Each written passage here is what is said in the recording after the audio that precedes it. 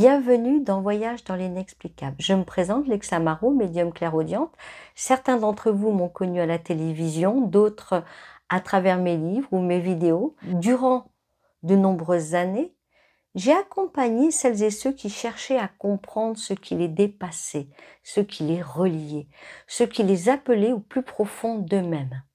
Alors aujourd'hui, c'est vous que je vais accompagner parce que j'aimerais vous emmener dans un voyage particulier. Un voyage qui vous ramène à l'origine de nos liens les plus forts, les plus mystérieux, mais aussi les plus essentiels. Parce que non, nous ne venons pas au monde seuls et nous le traversons jamais totalement seuls non plus. Alors derrière les rencontres marquantes, il y a aussi les relations bouleversantes, les amours intenses ou les conflits récurrents. Il y a bien plus qu'un simple hasard ou une coïncidence. Il y a ce que l'on appelle des familles d'âmes. Alors ce concept ne vient pas d'une théorie spirituelle moderne, malgré ce qu'on peut croire. Il remonte plutôt à une mémoire très ancienne que certains d'entre nous ressentent depuis l'enfance. Celle d'être liés à d'autres par quelque chose d'invisible mais puissant. Une vibration, une résonance, une évidence. Vous avez sans doute déjà rencontré une personne pour la première fois et pourtant eu la sensation de la connaître depuis toujours. Ou alors c'est tout l'inverse. Plutôt un ressenti d'une tension immédiate, inexplicable, comme si quelque chose de non résolu vous liait déjà. Voilà, ça vous est sans doute arrivé déjà. Et si ce n'était pas la première fois que vos chemins se croisaient? Et si ces personnes importantes de votre vie faisaient partie d'une même famille d'âmes? Alors, dans cette vidéo, je vais vous expliquer ce que sont réellement les familles d'âmes, comment elles se forment, pourquoi certaines âmes se retrouvent au fil des incarnations et surtout, comment reconnaître celles qui font partie de la vôtre. Nous parlerons aussi de ces rencontres qui transforment, de ces retrouvailles d'âmes qui accélèrent un éveil et de ces contrats invisibles que nous avons peut-être oubliés, mais que notre cœur, lui, n'a jamais cessé de chercher. Alors, je vous invite à ouvrir votre conscience, mais surtout à écouter avec ce qui ne s'explique pas, votre intuition, votre vibration intérieure. Parce que parfois, l'âme sait bien avant l'esprit. Qu'est-ce qu'une famille d'âmes? Quand je me connecte à l'invisible, ce que je perçois avant tout, ce sont des liens, des fils d'énergie qui unissent les âmes au-delà du temps, des corps, des noms. Et parmi ces liens, il en est un que je retrouvais très souvent lors de mes consultations. Celui qui relie les membres d'une même famille d'âmes. Mais alors, qu'est-ce qu'une famille d'âmes? Ce n'est pas une famille biologique, même si parfois, des membres de notre famille terrestre peuvent en faire partie, il faut le savoir. Mais une famille d'âmes, c'est un regroupement d'âmes issues d'une même essence source. Ce sont des âmes qui vibrent sur une fréquence très proche, qui ont choisi de s'incarner ensemble, parfois à plusieurs reprises pour évoluer, s'aider, se faire grandir ou même se confronter dans une dynamique d'apprentissage spirituel. On confond très souvent famille d'âmes, âmes sœurs, flammes jumelles ou encore liens karmiques. C'est le plus fréquent. Et pourtant, il existe des nuances importantes. Une âme sœur est une âme avec laquelle nous avons une affinité profonde, souvent harmonieuse, marquée par la tendresse, la reconnaissance, le soutien. Nous pouvons avoir plusieurs âmes sœurs dans une vie et elles peuvent être amicales, amoureuses ou même familiales. Mais j'en ai parlé déjà dans une vidéo. J'ai fait aussi une vidéo sur les flammes jumelles. Parce qu'une flamme jumelle, quant à elle, est une polarité complémentaire issue de la même énergie originelle. C'est une seule et même âme scindée en deux pour expérimenter la dualité, La relation flamme jumelle est très particulière, elle est intense, déroutante, souvent difficile, car elle pousse à la guérison et à l'éveil. Elle n'est pas forcément destinée à durer dans la matière, mais toujours à réveiller profondément l'âme. Et le plan karmique, lui, désigne un ensemble d'âmes que nous retrouverons pour solder des dettes, réparer des erreurs passées ou dépasser certains schémas répétitifs. Ces liens peuvent être lourds, douloureux et parfois nous maintiennent dans une dynamique d'inconscience si nous n'en sortons pas. Voilà, donc ça, ce sont des vidéos que j'ai déjà fait, donc n'hésitez pas à les regarder. Là, nous sommes dans les familles d'âmes. Donc la famille d'âmes, par rapport à tout ce que je viens de citer, c'est tout autre chose. Elle va au-delà du lien affectif, au-delà du karma. Elle est comme une constellation. Chaque âme y a un rôle unique mais complémentaire. Certaines guident, d'autres enseignent, d'autres encore accompagnent dans la douleur ou la renaissance. Toutes participent à un même élan, celui de l'évolution, de la mémoire de soi, de la reconnexion au divin. Ce qui unit une famille d'âmes, c'est la vibration. Il ne s'agit pas de ressemblance humaine, on est bien d'accord, mais plutôt de fréquences subtiles, reconnaissables, sans mots, sans preuves. Une sensation de, comment dire, de chez soi intérieur, une évidence. Quand deux membres d'une même famille d'âmes se retrouvent dans l'incarnation, il y a souvent une résonance immédiate, comme un appel muet. L'un finit une phrase que l'autre n'a pas commencée, par exemple.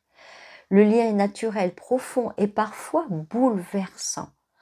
Ces familles spirituelles peuvent s'incarner en groupe. Certaines âmes choisissent de revenir ensemble, à des rôles différents, à des époques variées, mais toujours avec cette trame invisible qui les relie. Il arrive que vous croisez une personne que vous n'avez jamais rencontrée auparavant et que pourtant, vous ressentiez une proximité plus grande qu'avec quelqu'un connu depuis 20 ans. Et ce n'est pas une illusion, ce sont ce qu'on appelle des retrouvailles. La famille d'âmes est là pour nous rappeler qui nous sommes au-delà des masques et des mémoires de vie. Elle nous soutient, parfois nous bouscule, mais toujours dans une logique d'éveil et de retour à l'essentiel. En la reconnaissant, nous réactivons une partie de notre mission d'incarnation. Il faut le savoir. Et oui, quand on cherche sa mission. Voilà. On peut parfois la trouver à travers une personne qui fait partie de notre famille d'âmes. Nous ne sommes plus seuls. Nous faisons partie d'un cercle plus vaste, d'une histoire infinie qui traverse les dimensions et cela, l'âme le sait.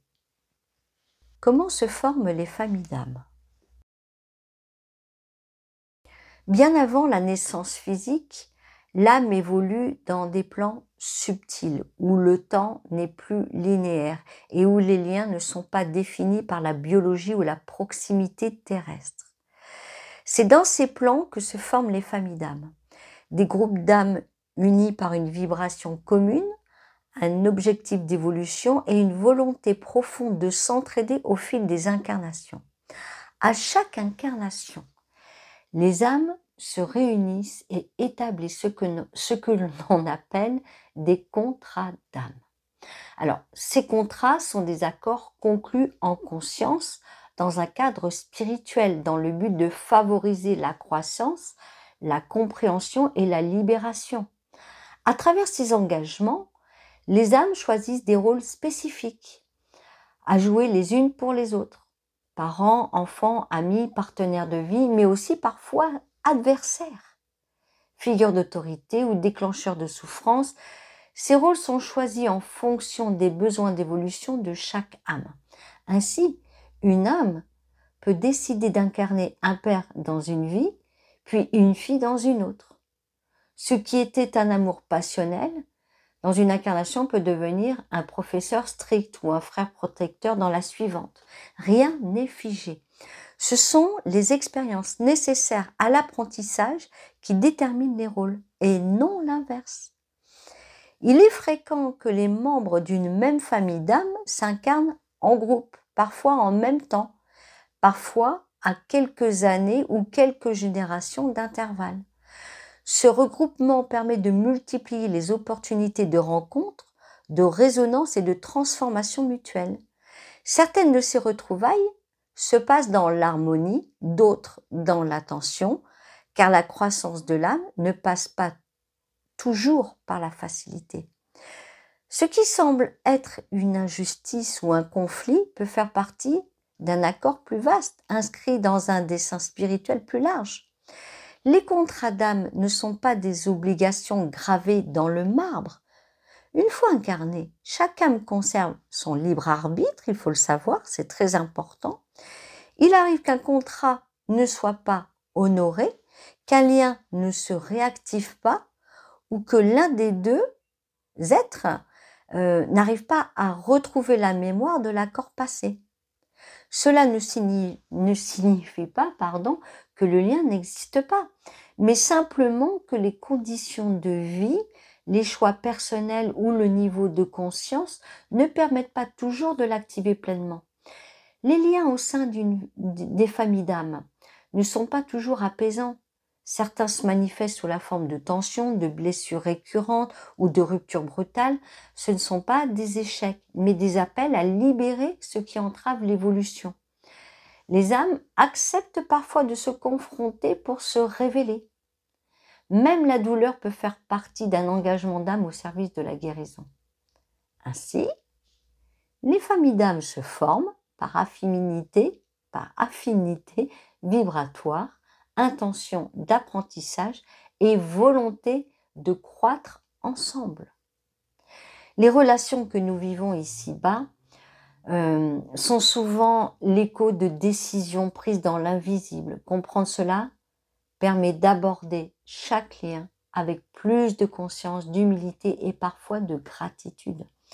Derrière chaque rencontre marquante se cache peut-être un ancien accord, une promesse oubliée, mais jamais, au grand jamais perdue. Les 5 grandes familles d'âmes. Toutes les âmes sont uniques, mais elles peuvent être groupées par affinité vibratoire selon la nature de leur énergie, leurs fonctions spirituelles et les missions qu'elles viennent accomplir sur Terre. Ces regroupements ne sont pas rigides et une âme peut parfois porter les nuances de plusieurs familles. Toutefois, on distingue généralement 5 grandes familles d'âmes, chacune ayant ses propres qualités, ses blessures récurrentes et un rôle spécifique aussi dans l'évolution collective. En 1, nous avons les guides. Les âmes de cette famille portent une vibration de sagesse ancienne. Elles accompagnent les autres, souvent dans l'invisible, parfois dans la matière. Elles agissent comme des éclaireurs, apportant des compréhensions profondes sur le sens de la vie, les lois universelles ou les étapes du chemin spirituel. Alors c'est très dominant, grande maturité d'âme, intuition développée, calme intérieur, capacité à voir au-delà des apparences. Et sa mission, éclairer, guider, montrer le chemin, transmettre des messages subtils, aider à retrouver le sens.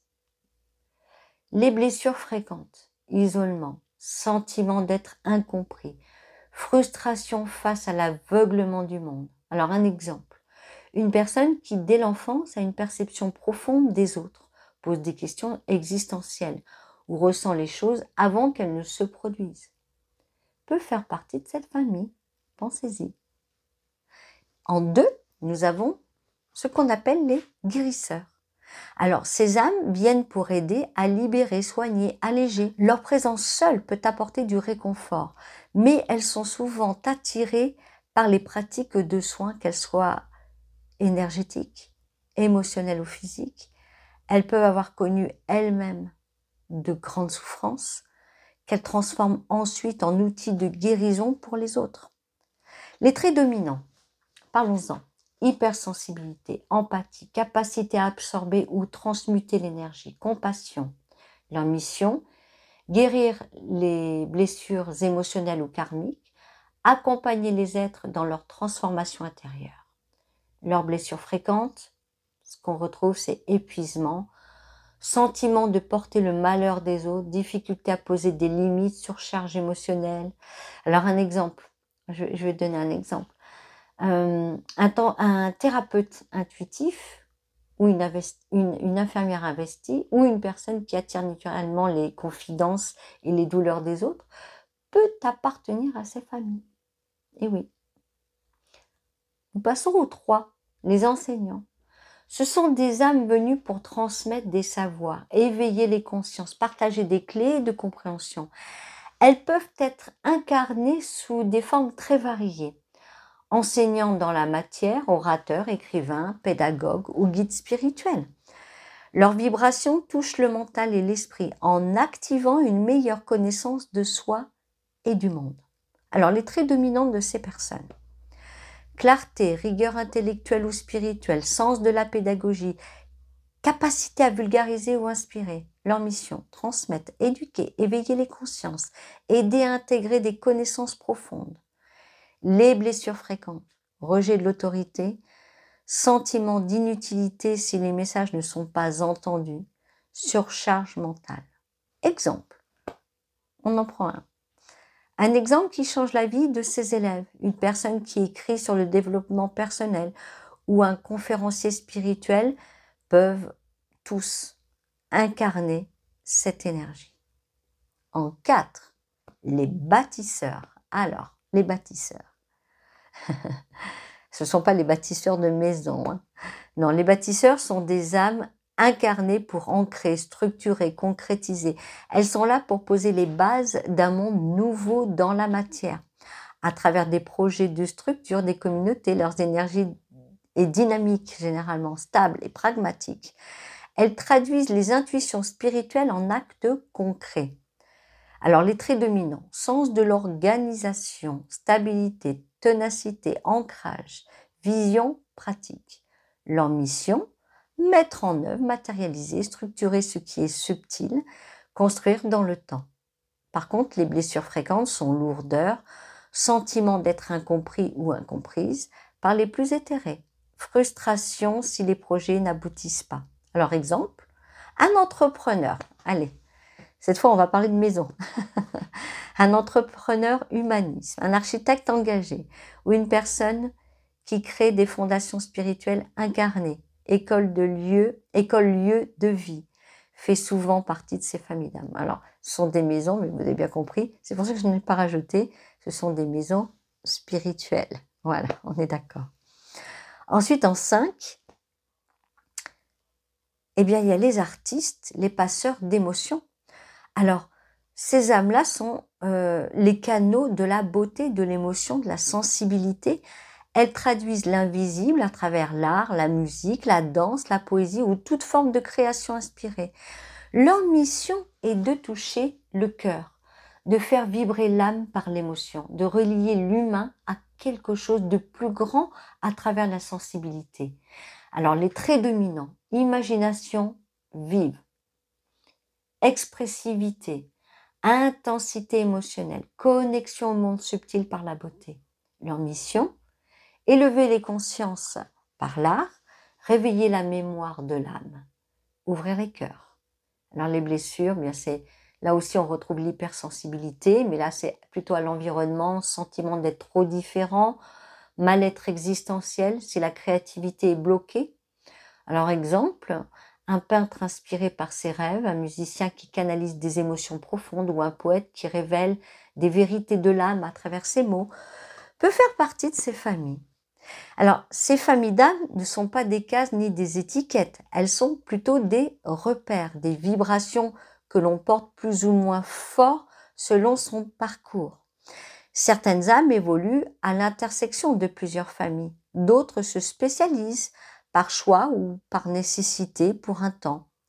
Reconnaître la famille d'âmes à laquelle on appartient, c'est mieux comprendre son élan intérieur, ses forces, ses blessures récurrentes et sa mission profonde.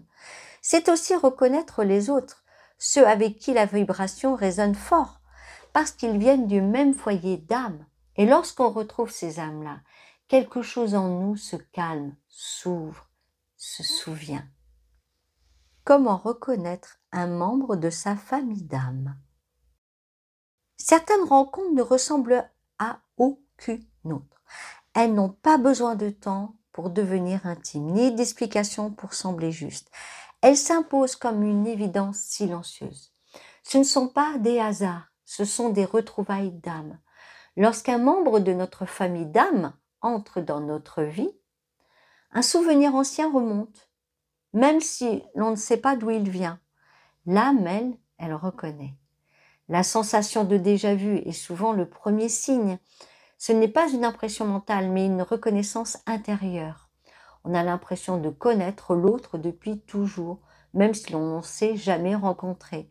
Quelque chose en nous se détend, se réjouit ou s'ouvre, comme si la relation existait déjà. On n'a pas besoin de créer un lien, il est déjà là. Il y a aussi cette résonance vibratoire. La rencontre génère une paix, une émotion pure, un apaisement ou parfois un bouleversement. Le lien ne passe pas par le mental, il se fait sentir dans le cœur, dans le corps, dans l'énergie. L'autre agit plutôt comme un miroir ou un catalyseur. Voilà. Il réveille une facette de nous-mêmes qu'on croyait éteinte. Sa présence, elle semble nous recentrer. Certaines de ces rencontres peuvent aussi provoquer une grande intensité émotionnelle. Cela peut être doux et réconfortant, mais parfois aussi déroutant ou inconfortable, car ce type de lien peut réactiver des mémoires anciennes, des blessures non résolues ou un contrat d'âme resté en suspens. On peut ressentir un attachement immédiat, une attirance inexpliquée ou même une distance douloureuse. Tout cela fait partie du processus de reconnexion. Les synchronicités sont également présentes autour de ces liens. Les circonstances de la rencontre sont souvent inhabituelles, probables ou répétées.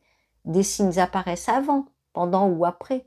Cela peut être des rêves, des symboles récurrents, des heures miroirs ou des messages qui semblent répondre directement à notre vécu intérieur.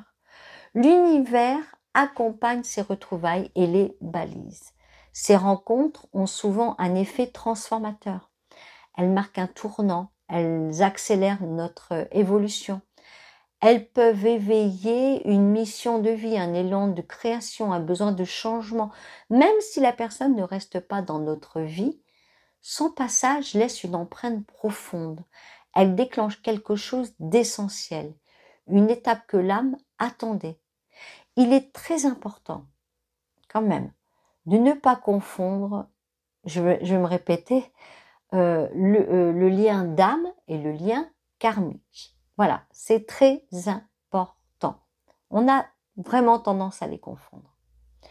Donc, pour revenir au lien d'âme, certaines relations très fortes peuvent venir d'un passé non résolu et non d'une famille d'âme.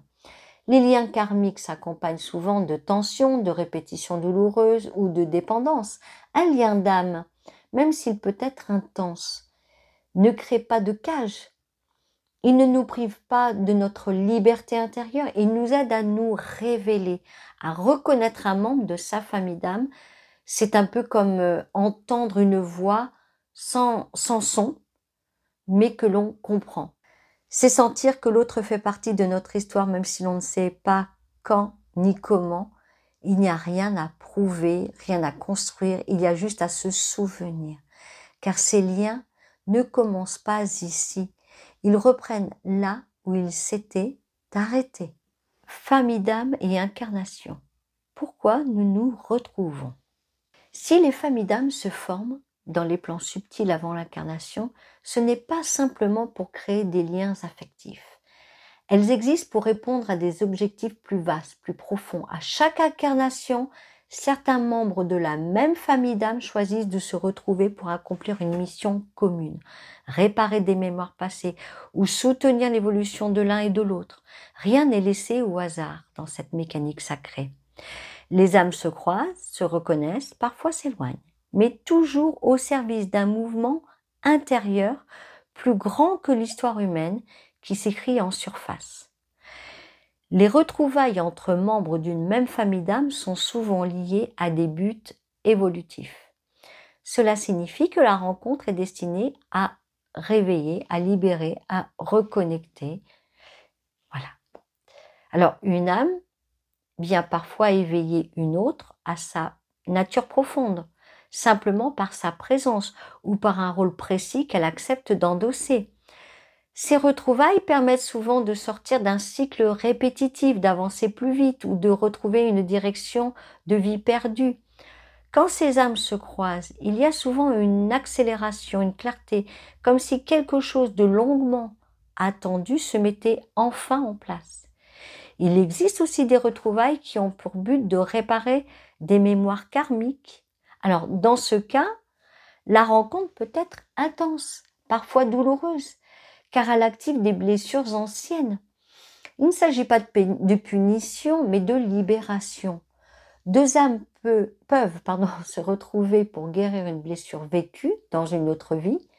L'une peut avoir trahi, abandonné ou blessé l'autre. Et dans cette vie-ci, elles choisissent de rééquilibrer ce lien en jouant un rôle opposé, protecteur, guide ou soutien. La douleur est parfois le signal que quelque chose de profond est en train de se préparer. Le soutien entre membres d'une même famille d'âmes est également une des grandes raisons de ces retrouvailles.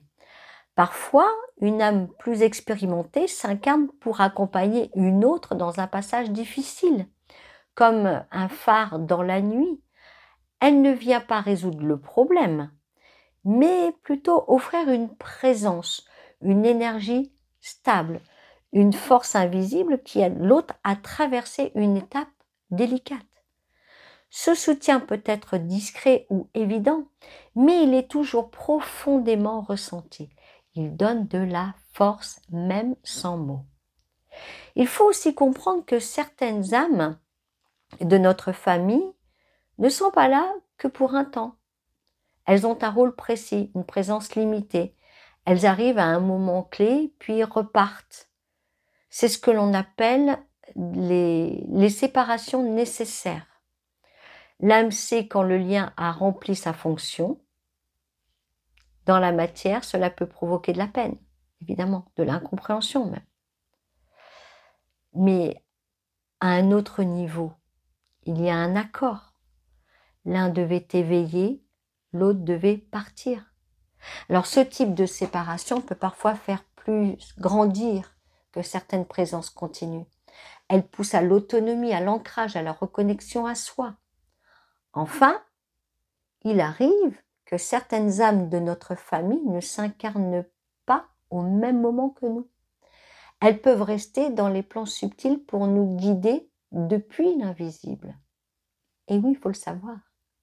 Et oui. Alors, ce sont ces présences que l'on ressent parfois autour de nous sans les voir. Alors, elles ne sont pas absentes, elles attendent le bon moment, la prochaine rencontre, ou accompagnent depuis l'autre côté du voile. Chaque retrouvaille d'âme est un passage, un appel à se souvenir, une opportunité de grandir. Ce n'est pas la forme de la relation qui compte, mais ce qu'elle réveille en nous. Derrière chaque lien marquant se cache un mouvement d'évolution. Et lorsque l'on comprend cela, on ne regarde plus nos relations de la même manière. On y lit une intention plus vaste, une harmonie plus profonde. Même dans ce qui semble brisé, rien n'est figé. Tout est au service de l'âme. Se reconnecter à sa famille d'âme. Retrouver un membre de sa famille d'âme peut sembler être un hasard, mais en réalité, ces rencontres sont souvent précédées d'un appel intérieur. Et oui, parfois inconscient. Il ne s'agit pas seulement de croiser l'autre, il s'agit surtout de se préparer à cette reconnexion. Car une âme ne peut reconnaître une autre que si elle est elle-même suffisamment alignée à sa propre fréquence. Se reconnecter à sa famille d'âme commence donc par un retour vers soi. La première clé est l'élévation de la fréquence vibratoire. Plus une personne est en paix intérieure, centrée, en accord avec ce qu'elle est profondément, plus elle rayonne une vibration stable qui permet au lien d'âme de se manifester. Cela ne demande pas la perfection, non, mais plutôt une présence à soi, une authenticité. Pour cela, les pratiques de recentrage sont essentielles. Les méditations, le silence intérieur, la marche consciente, la respiration profonde, tout ce qui ramène à l'instant et à l'alignement permet de retrouver cette vibration d'origine. Se reconnecter à sa famille d'âme n'est pas une quête extérieure, c'est d'abord un mouvement vers l'intérieur. Je me répète, hein. C'est en se souvenant de ce que l'on est en essence que l'on attire naturellement ce qui vibre sur une fréquence proche. L'intention joue aussi un rôle fondamental.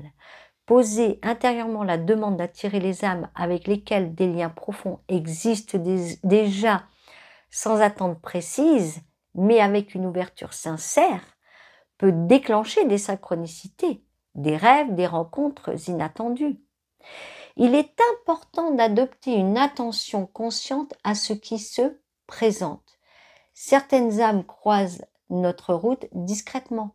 Elles ne sont pas toujours là pour bouleverser, mais parfois pour rappeler doucement que quelque chose reste attentif aux élans du cœur, à l'énergie qui circule autour de soi, et l'autre aux signes subtils, qui permet de capter la présence d'un lien d'âme. Mais cette ouverture demande aussi de la vigilance, car il est fréquent de confondre lien d'âme et attachement émotionnel. Un lien d'âme véritable élève, il donne de l'espace, il ouvre le cœur sans créer de dépendance, il ne cherche pas à posséder, à contrôler ou à combler un vide. Il reconnaît, il soutient, il n'enferme pas. À l'inverse, l'attachement émotionnel naît souvent d'un besoin, d'une peur ou d'un manque. Il peut se travestir en lien sacré, mais il alourdit plutôt qu'il ne libère. Il faut le savoir, hein. Pensez-y à ça. L'un des moyens de faire cette distinction est de se demander ce que ce lien fait émerger en soi, s'il pousse à être plus soi, à se déployer, à retrouver une clarté intérieure. Il y a une grande chance que ce soit un lien d'âme. Voilà. S'il provoque de l'angoisse, par contre, une sensation de vide sans l'autre ou une perte de repère personnel, il est peut-être un miroir de blessure plutôt qu'un écho d'âme. Enfin, il est aussi bon de se rappeler que tous les membres d'une famille d'âme ne sont pas destinés à se retrouver dans cette vie-là. Certains liens demeurent silencieux, d'autres ne se réactivent qu'à certains moments. L'important n'est pas de les chercher, mais de se rendre disponible en vivant pleinement sa propre vibration, en honorant son chemin, en restant aligné à ce que l'on ressent profondément. Les retrouvailles, elles se font d'elles-mêmes. L'âme reconnaît toujours ce qui lui appartient. Se reconnecter à sa famille d'âme, c'est avant tout se reconnecter à soi. Ce qui vibre juste en nous attire ce qui vibre autour de nous. Rien n'est à forcer, tout est à accueillir. Et parfois, dans le silence du cœur, une présence familière s'avance, sans prévenir, et tout en nous sait, sans avoir besoin de comprendre. Une famille d'âme élargie, les missions collectives. Il existe des moments dans une vie où l'on sent que l'on n'avance plus seul. Une force collective semble se mettre en place. Des rencontres se multiplient, des projets s'alignent, une sensation d'appartenance vibratoire naît. Ce phénomène ne révèle pas du hasard. Il est souvent d'une reconnexion à une famille d'âmes élargie, réunie dans cette incarnation pour accomplir une mission. Alors, cette mission est souvent commune. Voilà, elle est commune, elle est, comment dire, au service de la conscience. C'est ça. Alors, certaines âmes ne sont pas seulement liées par leur histoire individuelle. Elles portent en elles une vibration collective, un élan partagé. Ces groupes d'âmes choisissent de s'incarner à la même époque. Alors, parfois dans des régions éloignées du monde, parfois dans un même lieu, afin de faire émerger une énergie nouvelle. Ces regroupements sont souvent liés à des périodes de transition spirituelle, comme celle que traverse actuellement la Terre. On les reconnaît à la puissance de leur résonance et à la complémentarité naturelle qui existe entre leurs membres. Ces familles d'âmes élargies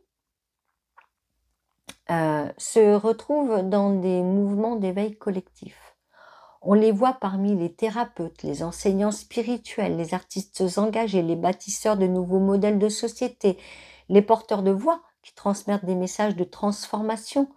Chacun a une couleur unique, mais tous, absolument tous, partagent une conscience similaire, une orientation profonde vers la guérison, la lumière, la transmission ou la création. Quand ces âmes se réunissent, qu'est-ce qui se passe? L'énergie se multiplie. L'intuition devient plus claire. Les projets prennent forme avec fluidité. L'inspiration circule. Ces regroupements vibratoires forment ce que certains appellent des familles d'âmes incarnées en mission. Alors, leur rôle n'est pas de suivre un plan rigide, mais de répondre à un appel intérieur commun. Cela peut se faire à travers un travail visible ou dans la discrétion d'un soutien énergétique plus subtil. Chacun joue son rôle à sa manière et pourtant tous participent à une même œuvre invisible. Aujourd'hui, par exemple, Internet joue un rôle fondamental dans ces retrouvailles. Il agit comme un catalyseur vibratoire à l'échelle mondiale. Grâce à lui, des âmes qui ne se seraient jamais croisées physiquement peuvent se retrouver, se reconnaître, s'aligner. Une vidéo, un mot, une énergie portée à travers l'écran peut éveiller une mémoire, faire résonner quelque chose de très ancien. Ces rencontres inattendues, souvent virtuelles au départ, ont une précision vibratoire remarquable. Elles ne sont pas dues au hasard. Elles répondent à une orchestration plus vaste. Il n'est pas rare que ces retrouvailles activent un changement de trajectoire. Une âme qui se croyait seule comprend soudain qu'elle fait partie d'un réseau invisible mais bien réel. Elle reprend confiance, elle retrouve un souffle, elle se met à créer. Ce que l'un portait seul devient un élan partagé. C'est la force de ces familles d'âmes élargies. Elles redonnent à chacun sa place dans un ensemble plus vaste. Ces connexions ne cherchent pas à créer une structure hiérarchique ou figée, elles obéissent à un mouvement vivant, organique. Les rencontres se font au bon moment. Les collaborations se tissent naturellement et parfois se défont, tout aussi paisiblement quand la mission est accomplie. L'essence même de ces familles est la liberté, l'alignement et la reconnaissance mutuelle. Rejoindre une famille d'âmes élargie ne signifie pas s'identifier à un groupe. Attention, mais plutôt ressentir ce que l'on n'est plus seul dans son chemin. C'est vibrer au contact d'êtres qui partagent une même direction intérieure, même si leurs chemins sont différents. C'est aussi accepter que l'on puisse être porteur d'une partie de tout, et que ce tout, ne peut émerger que si chacun prend sa place avec sincérité. Dans un monde en mutation, ces familles d'âmes jouent un rôle essentiel. Elles sont les tisseuses d'un nouveau réseau invisible, fait de conscience, de présence et d'amour en action. Elles ne sont pas là pour convaincre, mais pour être, tout simplement. Et leur simple vibration suffit à éclairer ce qui était encore dans l'ombre. Les familles d'âmes dans l'au-delà. Entre deux incarnations, l'âme ne disparaît pas. Elle retourne dans des plans subtils où la conscience demeure éveillée, libérée des contraintes de la matière. C'est dans ces espaces que les familles d'âmes se retrouvent, se reconnaissent, s'aiment et s'enseignent. Ces retrouvailles hors du temps sont faites de pure présence, de lumière et d'une mémoire bien plus vaste que celle à laquelle nous avons accès ici-bas. Dans l'au-delà, les âmes se libèrent de leur rôle terrestre. Ce qui a pu être source de douleur, par exemple, de conflit ou d'incompréhension dans l'incarnation, est vu sous un autre angle, dans sa globalité. On comprend pourquoi on a vécu telle expérience, pourquoi tel lien s'est manifesté de cette manière, pourquoi certaines âmes se sont éloignées ou rapprochées. La vision y est claire, bienveillante, dénuée de jugement. Les familles d'âmes s'y réunissent comme des cercles d'âmes. Elles échangent, elles s'observent, elles préparent ensemble les prochaines étapes. Il existe dans ces plans ce que l'on pourrait appeler un conseil d'âme, une sorte de cercle fraternel composé des membres les plus proches de notre famille d'âmes. Avant de s'incarner, une âme peut consulter ce cercle pour faire un point sur, sur ce qu'elle a accompli, sur ce qu'elle souhaite approfondir ou réparer. Les autres âmes offrent alors leur regard, leur sagesse et parfois acceptent de participer à la prochaine incarnation selon les besoins et les engagements mutuels. Certaines âmes choisissent de ne pas revenir dans la matière pour un temps, voire plusieurs cycles même. Leur rôle est alors de rester dans les plans subtils pour soutenir, protéger, inspirer celles qui s'incarnent. Ces présences sont comme des piliers vibratoires. Elles maintiennent l'énergie de la famille d'âmes dans sa cohérence, dans son évolution. Leur non-incarnation n'est pas une mise en retrait, mais un choix conscient de service invisible. Les membres de notre famille d'âmes, restés de l'autre côté, peuvent se manifester à nous de manière subtile. Ce sont parfois eux que nous ressentons comme guides, comme intuition profonde ou comme élan soudain de compréhension.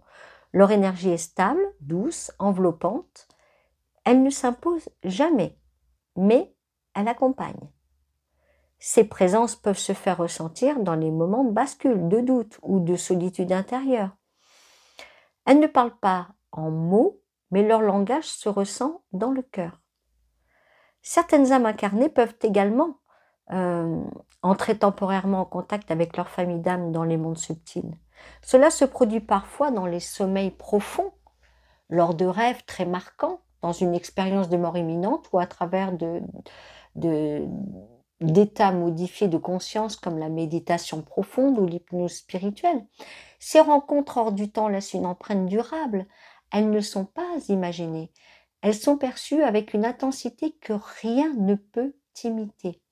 Elles ramènent souvent une sensation d'unité, de paix et une mémoire intérieure que quelque chose d'essentiel a été retrouvé.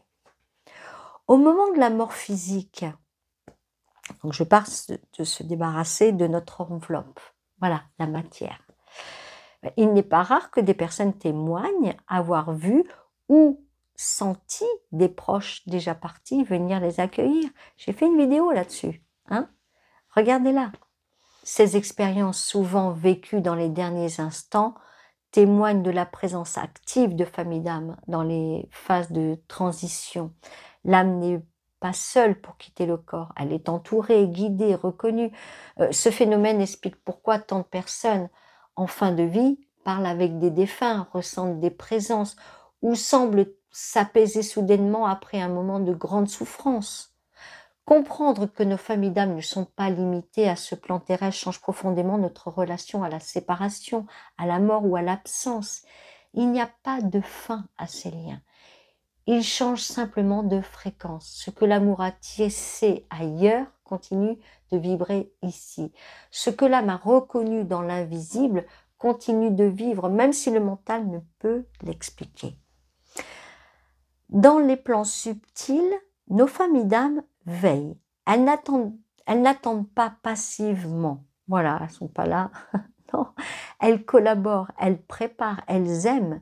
Leurs actions sont souvent silencieuses, mais leur effet est immense. Elles participent à notre éveil, à notre équilibre, à notre retour à l'essentiel. Et même lorsque tout semble s'effondrer dans la matière, il est toujours possible dans un instant de silence d'entendre cet appel familier, cette chaleur douce, ce murmure intérieur qui nous rappelle que nous ne sommes jamais seuls. Famille d'âme et blessures transgénérationnelles. Il existe des incarnations qui ne sont pas choisies pour le confort ni pour la facilité du chemin. Certaines âmes, au sein de leur famille d'âme, prennent la décision de s'incarner dans des lignées profondément blessées, des lignées marquées par des schémas de souffrance, de silence, d'abandon, de violence ou d'injustice. Ce choix n'est pas une punition, mais un acte de courage spirituel. Il répond à une intention précise, celle de libérer ce qui jusque-là se transmettait sans conscience. Lorsqu'une âme choisit une famille terrestre marquée par des blessures transgénérationnelles, elle agit au nom de quelque chose de plus grand qu'elle-même. Elle ne vient pas uniquement vivre pour elle, mais pour transformer une mémoire collective. Ces âmes sont souvent appelées des âmes transformatrices ou transmutatrices. Elles portent en elles une force particulière, une conscience déjà éveillée ou en voie de l'être, qui leur permettra de briser les chaînes invisibles héritées du passé. Dans une famille d'âmes, certaines âmes prennent ce rôle plus fréquemment. Ce sont souvent elles qui, dès l'enfance, sentent un décalage, une différence. Elles perçoivent que quelque chose ne tourne pas rond, même si personne ne le dit. Elles peuvent avoir une sensibilité accrue, des émotions intenses, un sentiment d'étrangeté ou une attirance très jeune pour la compréhension de soi. Ce sont des signes que leur mission dépasse la sphère individuelle. En choisissant une lignée blessée, l'âme accepte de traverser des zones d'ombre pour y faire entrer la lumière. Ce travail ne se fait pas uniquement dans les mots, mais aussi dans le corps, dans l'énergie, dans les choix de vie. Chaque pas qu'elle fait vers la conscience, vers la guérison, vers la vérité, a un effet vibratoire sur toute la lignée. Ce qu'elle libère en elle, elle le libère aussi pour les autres, même si ceux-ci n'en sont pas conscients. Ce processus de libération n'est pas instantané. Il demande du temps, de la présence, de l'ancrage et souvent un travail profond sur les émotions, les croyances et les loyautés invisibles. Mais il porte des fruits. On peut observer parfois qu'à mesure qu'une âme guérit, les relations familiales changent, les conflits s'apaisent ou que les générations suivantes semblent moins porter le poids du passé. Dans les familles d'âmes, ces âmes guérisseuses ne sont jamais seules. Même si elles semblent isolées dans leur famille terrestre, elles sont soutenues vibratoirement par d'autres âmes proches, incarnées ou non. Certaines viennent croiser leur route pour leur rappeler qui elles sont, pour les aider à tenir bon dans les moments les plus durs. D'autres les guident de l'invisible. Et oui, ce soutien, bien que souvent discret, lui, il est aussi réel. Libérer une lignée, c'est honorer les mémoires sans s'y enfermer, c'est reconnaître ce qui a été tout en choisissant de ne plus le perpétuer, tout simplement. C'est transformer la douleur en conscience, la peur en amour, le silence en parole vivante. C'est parfois réapprendre à vivre, à ressentir, à aimer, à poser des limites. Ce travail ne se voit pas toujours, mais il modifie profondément le champ vibratoire de toute une généalogie. Ce type de mission n'est confié qu'à des âmes qui ont la force intérieure pour le mener, même si elles l'oublient en s'incarnant. Et lorsqu'elles se rappellent ce pourquoi elles sont venues, quelque chose en elles se redresse. La fatigue devient engagement, la solitude devient présence, la blessure devient passage. Les familles d'âmes ne sont pas réunies uniquement pour s'aimer ou se soutenir dans la douceur. Elles sont aussi là pour faire œuvre de guérison collective à travers le parcours de l'un ou de l'autre. Chaque âme qui a choisi d'incarner cette transformation offre un cadeau à sa lignée terrestre, mais aussi à toute son origine spirituelle. Ce travail intérieur est une forme d'alchimie. Il dépasse la personne, il touche l'histoire et il prépare le terrain pour que d'autres plus tard puissent vivre plus libres. C'est ainsi que dans le silence, Et parfois, dans la douleur, une âme devient la clé de la libération d'un arbre tout entier. Éveil spirituel et reconnexion à sa famille d'âme. Il existe des rencontres qui ne ressemblent à aucune autre et elles ne bouleversent pas seulement notre cœur, elles ouvrent un espace intérieur que l'on croyait fermé. Ces retrouvailles d'âme ne sont pas uniquement des liens affectifs, ce sont souvent des déclencheurs d'éveil spirituel, comme si au contact de certaines âmes, quelque chose en nous s'activait, une mémoire oubliée se réveille, un appel profond remonte à la surface. C'est l'âme qui reconnaît l'âme. Et dans cette reconnaissance, elle se souvient d'elle-même. Rencontrer un membre de sa famille d'âme, c'est souvent plus qu'un moment de joie ou de soulagement. Cela peut être le point de bascule d'une vie entière. Ce lien réveille un niveau de conscience qui dormait en silence. Il nous reconnecte à une part de nous que l'on avait ignorée, rejetée ou simplement oubliée. Soudain, on ressent l'urgence de vivre autrement, de se réaligner, de sortir des automatismes. C'est le début d'un éveil. L'éveil n'est pas toujours doux. Il peut passer par des remises en question profondes, des émotions intenses, des ruptures avec des anciens schémas. Alors, ce type de reconnexion agit comme un miroir puissant. Il met en lumière ce qui n'est plus juste, ce qui ne vibre plus, ce qui doit être transformé.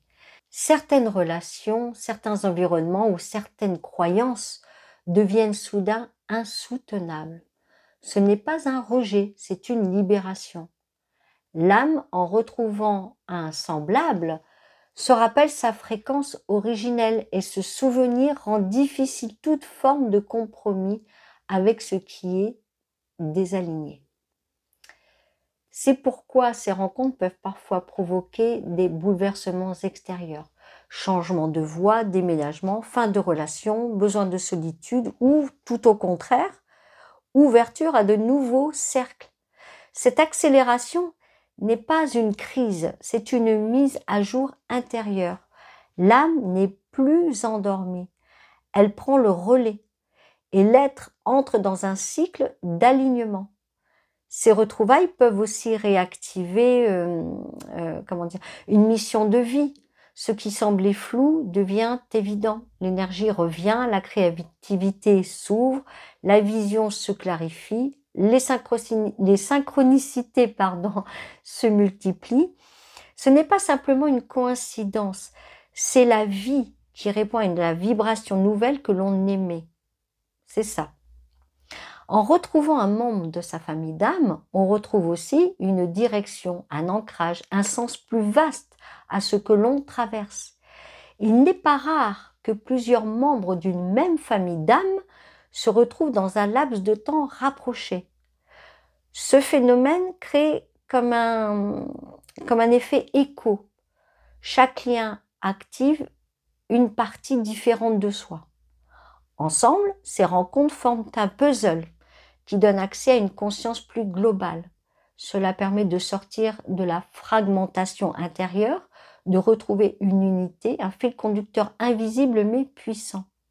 Ce type de reconnexion ne se cherche pas. Il se manifeste quand l'âme est prête, quand l'alignement intérieur permet d'attirer ce qui vibre juste. Ce n'est pas une question de volonté, mais de disponibilité. En vivant avec authenticité, en écoutant sa vérité intérieure, on crée les conditions de ces retrouvailles. Rejoindre consciemment sa famille d'âme dans l'incarnation, c'est entrer dans une autre phase de son chemin. Ce n'est plus l'errance, ce n'est plus la quête, c'est le retour. Le retour à une vibration d'origine, à un souvenir intérieur, à un sentiment d'unité qui ne dépend d'aucun mot. Ces liens ne sont pas là pour combler un vide, mais pour nous aider à devenir entiers ou entières. Ils ne viennent pas pour nous sauver. N'attendez pas ce genre d'action, parce qu'elles sont là plutôt pour nous rappeler que nous sommes déjà porteurs de la lumière que nous cherchons. Dans l'éveil provoqué par la reconnexion à sa famille d'âme, eh ben, il ne s'agit pas seulement de rencontrer l'autre, il s'agit en profondeur de se reconcentrer sur soi, se rencontrer soi-même, quand les rôles s'inversent. Certaines relations dans notre vie semblent inversées dès le départ. Un enfant qui soutient moralement son parent, un inconnu qui nous blesse profondément sans raison apparente, mais dont la présence marque un tournant, un rival qui nous pousse par opposition à nous affirmer. Voilà, donc ces situations, si déroutantes soient-elles, trouvent souvent leur origine dans un retournement de rôle d'une vie à l'autre. Dans le mouvement naturel de l'âme, rien n'est figé. Ce qui était un père peut devenir une fille, comme je l'expliquais précédemment. Ce qui fut un amour passionné devient un enseignant ou un adversaire. Ces changements ne sont ni des erreurs ni des hasards. Ils sont choisis pour équilibrer une dynamique, offrir un nouvel angle d'expérience ou réparer un lien qui n'avait pas pu se vivre pleinement. L'âme choisit ses inversions avec précision, non pas dans une logique de punition, mais dans une intention d'expansion de conscience. Ce retournement de rôle nous enseigne à sortir du jugement. Il nous invite à ne plus réduire l'autre à ce qu'il incarne ici et maintenant, car derrière la forme présente, il y a une histoire plus vaste, parfois ancienne, où chacun a été autre chose pour l'autre. Celui qui pour aujourd'hui semble nous blesser a peut-être été celui qui nous a protégés dans une autre vie. Celui que nous aimons d'un amour silencieux est peut-être une âme que nous avons déjà connue, mais sous un autre lien, un autre nom, un autre corps. Prenons l'exemple d'un homme qui, dès son plus jeune âge, se sent écrasé par la présence autoritaire de sa sœur aînée. Cette dernière, bien que protectrice en apparence, semble toujours vouloir contrôler, décider, imposer. Le lien est fort, mais tendu. En accédant à la mémoire de l'âme, on découvre que dans une vie précédente, cet homme avait été un père très rigide pour cette même âme, refusant toute liberté à sa fille. Dans cette vie, les rôles s'inversent pour que chacun puisse vivre l'autre facette de l'expérience.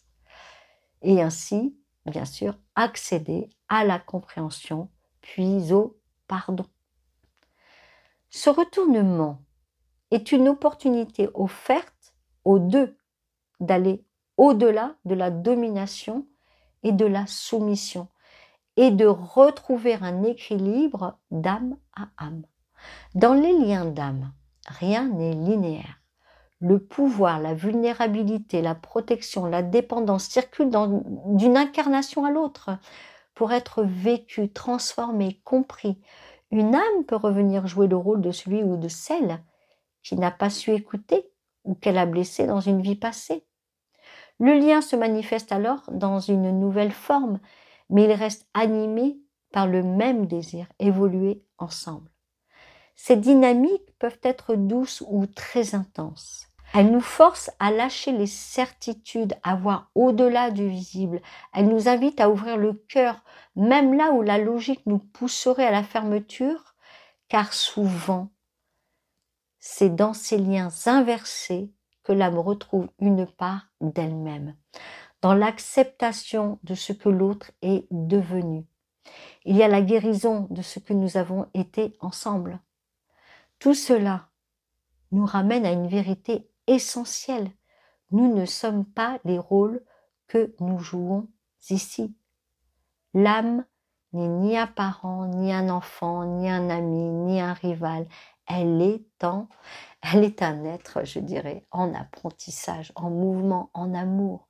Ce que nous vivons dans cette vie est un instant dans une relation beaucoup plus vaste. Et ce que nous croyons être une tension ou une injustice peut être en réalité une main tendue de l'âme pour nous aider à nous souvenir. Les malentendus dans les familles d'âmes. Les familles d'âme ne sont pas uniquement des cercles d'amour paisible et de réconfort. Certains liens issus de ces familles spirituelles peuvent provoquer des souffrances, des incompréhensions ou des attentes déçues. Ce n'est pas parce qu'un lien vient de l'âme qu'il est toujours facile à vivre. Et ce n'est pas parce qu'un lien est douloureux qu'il n'est pas sacré. Mais pour comprendre ces tensions, il est essentiel d'ouvrir notre regard à une vérité plus vaste. Le lien d'âme ne garantit pas la fluidité dans l'incarnation, car ici-bas, chaque être conserve son libre arbitre. Parfois, deux âmes se retrouvent dans cette vie avec une vibration commune, une mémoire ancienne, un pacte d'évolution partagé. Mais l'une des deux n'est pas prête. Elle peut être enfermée dans ses blessures, dans sa peur, dans ses conditionnements. Elle peut ressentir le lien, mais le fuir, ou bien tenter de le vivre à travers le prisme de l'attachement, du contrôle ou de la projection. Cela peut créer des situations où l'un est près du conscient, du lien, et l'autre pas du tout. Alors ce déséquilibre génère alors une grande douleur. Il peut faire douter de la nature du lien, remettre en question la validité de l'intuition ou provoquer un sentiment d'abandon spirituel. Il est important de comprendre qu'une âme peut, une fois incarnée, refuser le rôle qu'elle s'était engagée à tenir. Ce n'est pas une trahison au niveau de l'âme, mais c'est plutôt un choix exercé dans la matière. Le libre arbitre permet à chacun de modifier ses trajectoires. Et même si un contrat d'âme existe, il peut rester en suspens si l'un des deux ne s'y relie pas consciemment. Cela ne remet pas en cause la réalité du lien, mais cela change la manière dont il peut s'incarner dans cette vie. Ces malentendus sont souvent renforcés par la conclusion entre lien d'âme et lien karmique. Un lien d'âme véritable porte en lui une vibration d'amour, même au milieu des tensions. Il élève, il guide, il réveille, il peut être intense, mais il ne détruit pas. Il appelle à se dépasser, à se libérer, à s'aligner à soi-même. À l'inverse, un lien karmique peut reproduire des schémas de dépendance, de souffrance ou de répétition.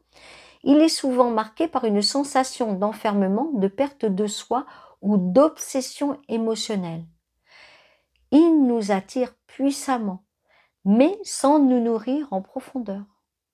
Ce type de lien existe pour que nous puissions le transcender, non pour que nous nous y accrochons. On est bien d'accord, hein? Il arrive aussi que l'on projette sur une personne le désir de vivre un lien d'âme parce qu'on ressent une intensité inhabituelle. Mais toute intensité n'est pas sacrée. Parfois, ce que l'on croit être une reconnexion spirituelle est en réalité une activation de blessures anciennes venues réveiller une mémoire à guérir.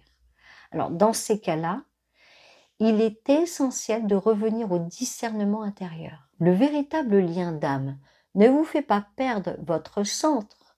Il ne vous coupe pas de vous-même, il vous ramène à vous, à votre vérité, même si cela se fait dans la douleur. L'un des signes d'un lien d'âme mal compris est la confusion entre amour et besoin. Lorsqu'on cherche à retenir, à convaincre, à forcer la relation, on entre dans un mouvement de désalignement. L'âme, elle, ne pousse pas, elle attend, elle respecte, elle reconnaît l'autre sans chercher à le changer.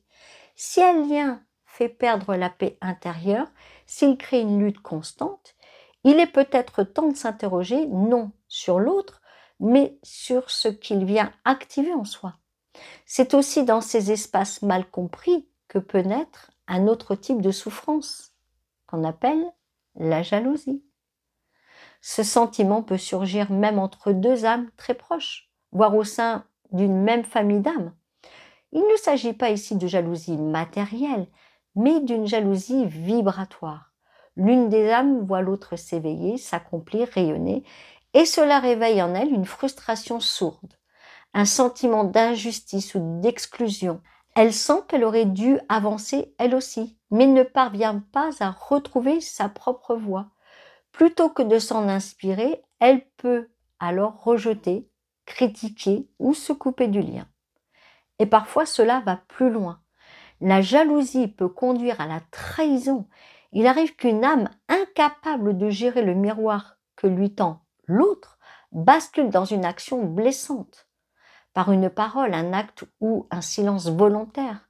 Une trahison, d'autant plus douloureuse qu'elle vient d'un lien profond, reconnu, aimé. La personne trahie peut alors ressentir une rupture violente dans l'énergie du lien, comme si l'amour lui avait été arraché. Et pourtant, sur le plan de l'âme, le lien demeure, mais il ne peut plus se vivre dans la matière tant que la conscience ne revient pas.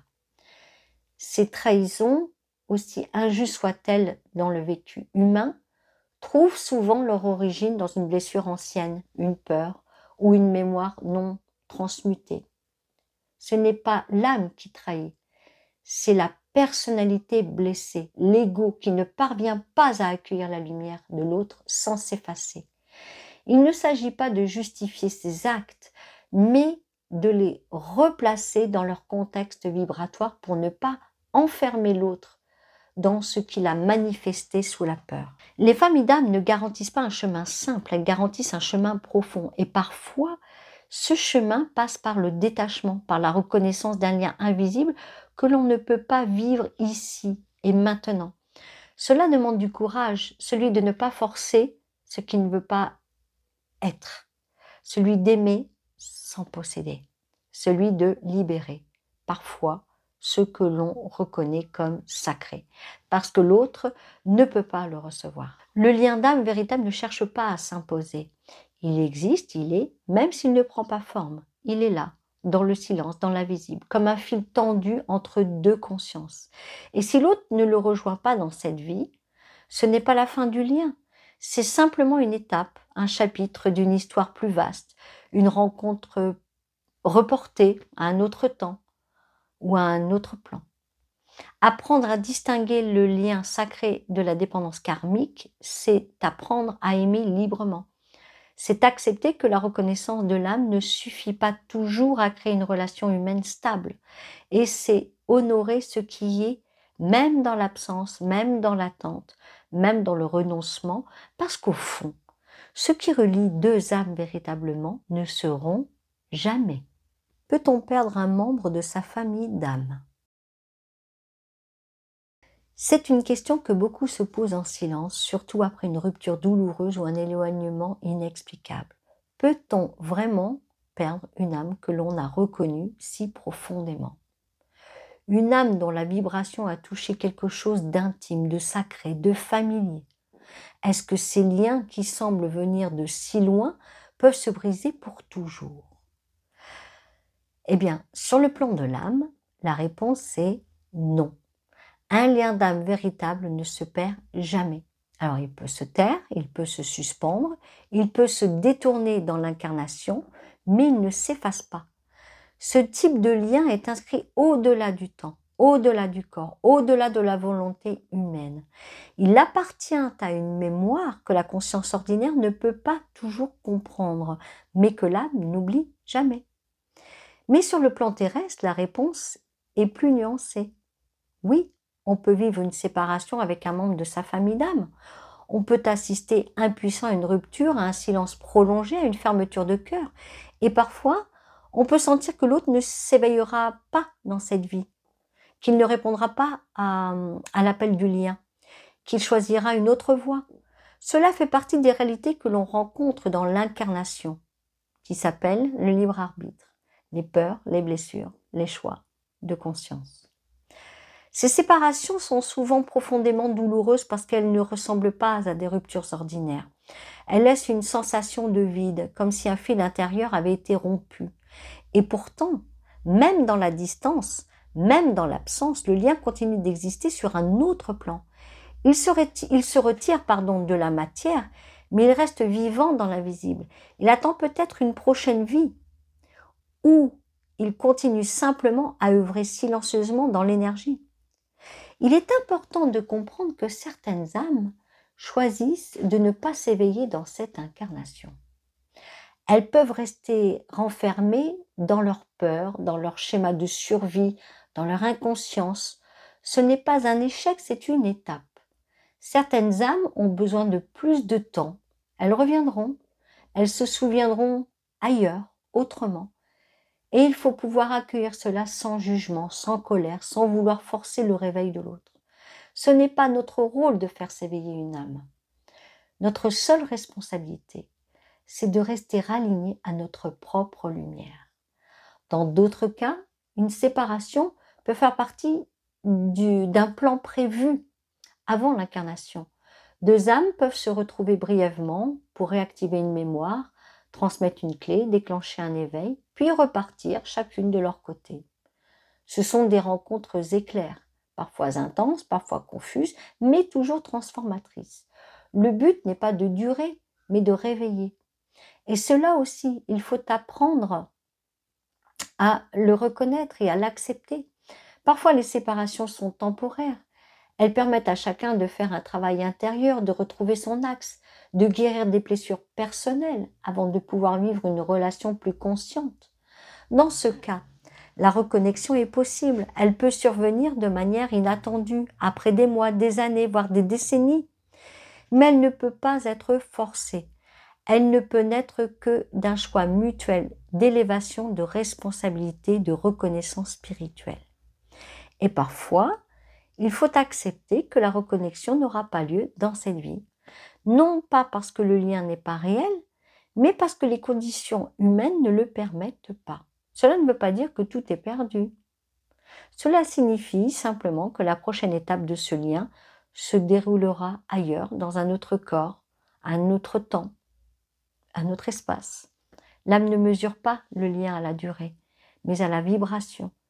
Et ce qui est juste, mais bref, laisse une empreinte d'éternité.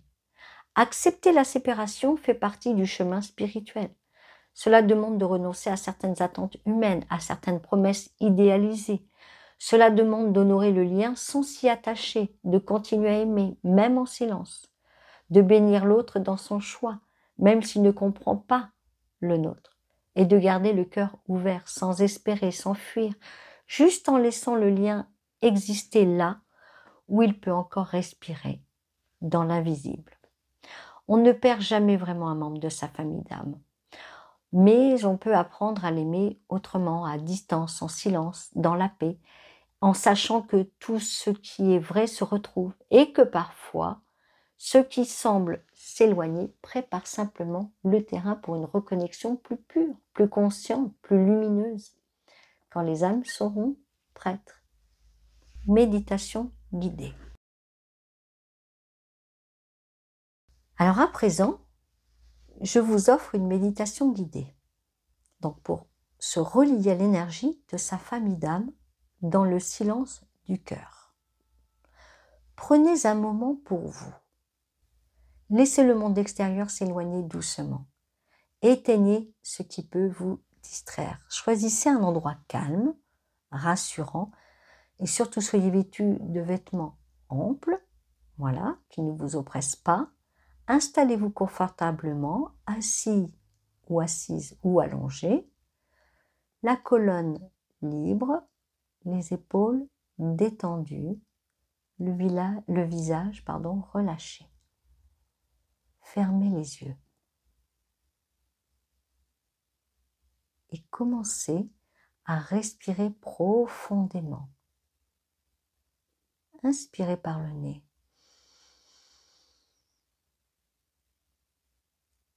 Expirez lentement par la bouche. Encore une fois. Inspirez par le nez. Expirez par la bouche. Et relâchez tout ce que vous ne voulez plus porter. Les tensions, les attentes, les pensées. Laissez votre corps s'alourdir. Sentez le sol sous vous ou la surface qui vous soutient.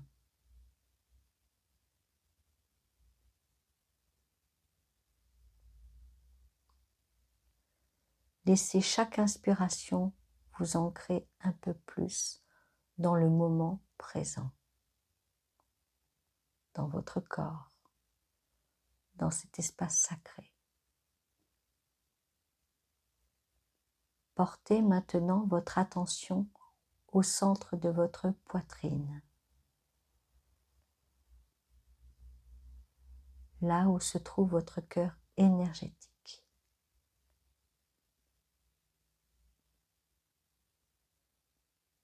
Imaginez qu'il s'éclaire doucement.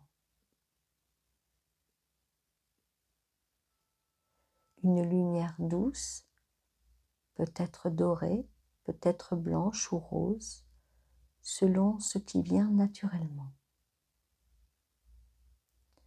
Cette lumière s'amplifie légèrement à chaque souffle, jusqu'à former un cercle de présence tout autour de vous.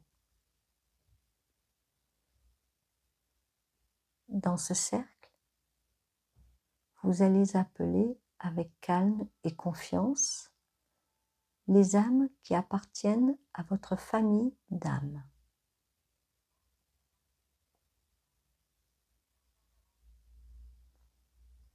Vous n'avez pas besoin de savoir qui elles sont. Vous n'avez pas besoin de les nommer. Votre âme les connaît. Dites simplement intérieurement: je me rends disponible pour ressentir la présence vibratoire de ma famille d'âmes. Je suis prêt ou prête à me reconnecter à ce lien invisible, profond et ancien.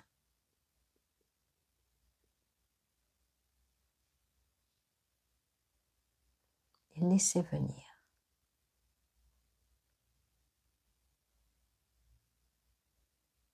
Il n'y a rien à faire, juste à accueillir.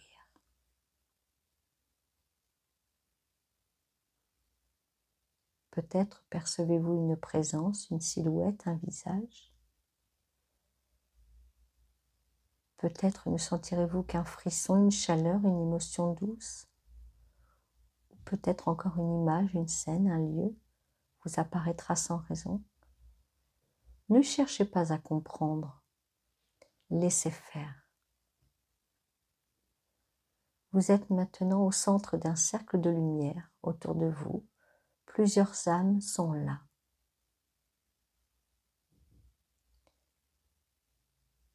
Vous les voyez, vous les ressentez.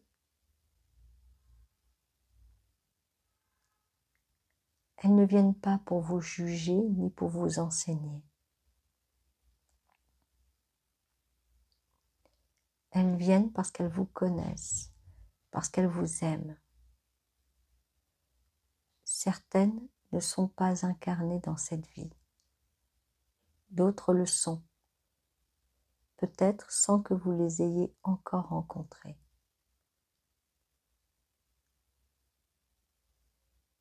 Certaines vous guident depuis toujours discrètement à travers les rêves, les intuitions, les synchronicités. Prenez un instant pour ressentir.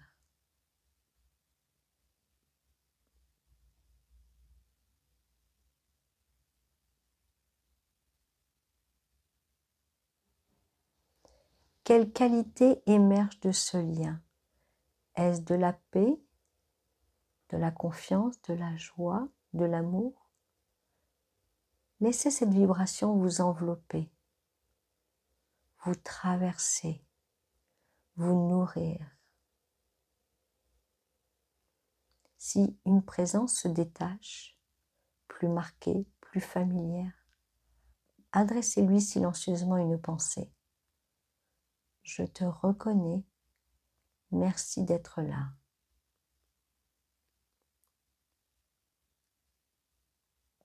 Vous pouvez poser une question ou simplement vous ouvrir à ce que cette âme souhaite vous transmettre.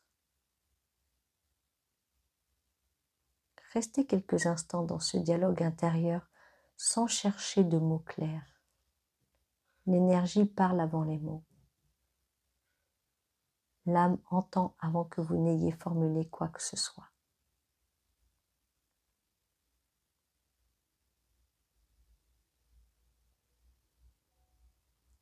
Ressentez maintenant que ce lien vous habite.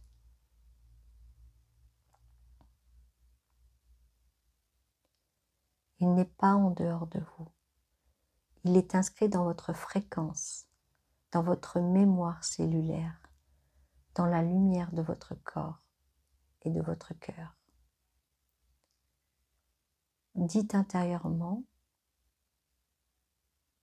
je suis relié à ma famille d'âme, même si je ne la vois pas, même si je ne la comprends pas encore, elle m'accompagne. Et doucement, commencez à revenir à votre corps. Ressentez vos pieds, vos mains, vos jambes, votre ventre, votre poitrine. Revenez avec vous ce qui vous a touché. Une sensation, un mot, une image ou un simple apaisement. Quand vous vous sentirez prêt ou prête, ouvrez les yeux. Restez encore quelques instants dans ce silence. Et souvenez-vous, vous n'êtes pas seul. Votre famille d'âme veille sur vous, vous guide, vous inspire. Et plus vous vous reconnecterez à vous-même, et plus vous reconnaîtrez ceux qui en font partie, dans la chair, dans les regards ou dans les silences qui résonnent. Les liens d'âme ne meurent jamais.